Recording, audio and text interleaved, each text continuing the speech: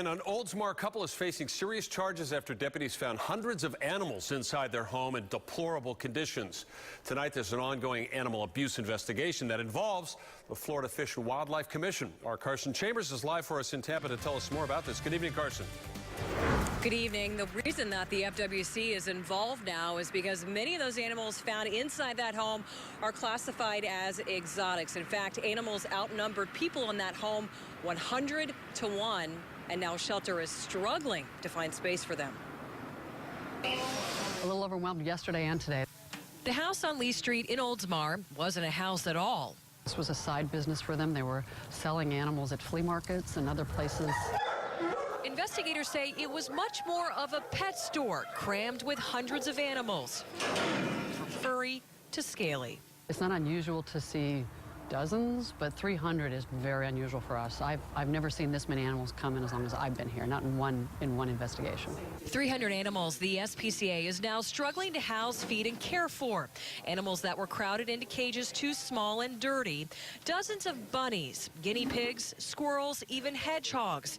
They confiscated birds, lizards, dogs too, some of them pregnant. And then there are the rats.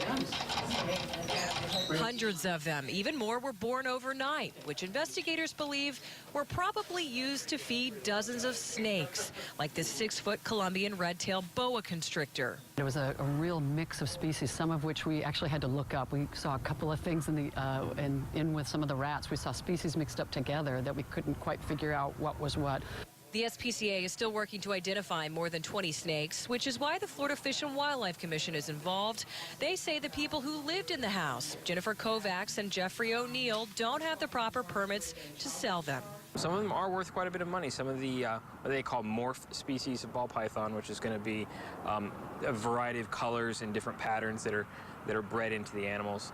The couple was charged with animal abuse and child abuse after a relative found a 16-month-old baby unattended in the home. But Officer Beryl Martin says they didn't catch the couple selling animals, so they can't charge them with a second-degree misdemeanor. However, the Florida Fish and Wildlife says this investigation is ongoing. As far as that child, we know that the little girl is staying with a relative. Live in Tampa, I'm Carson Chambers, ABC Action News.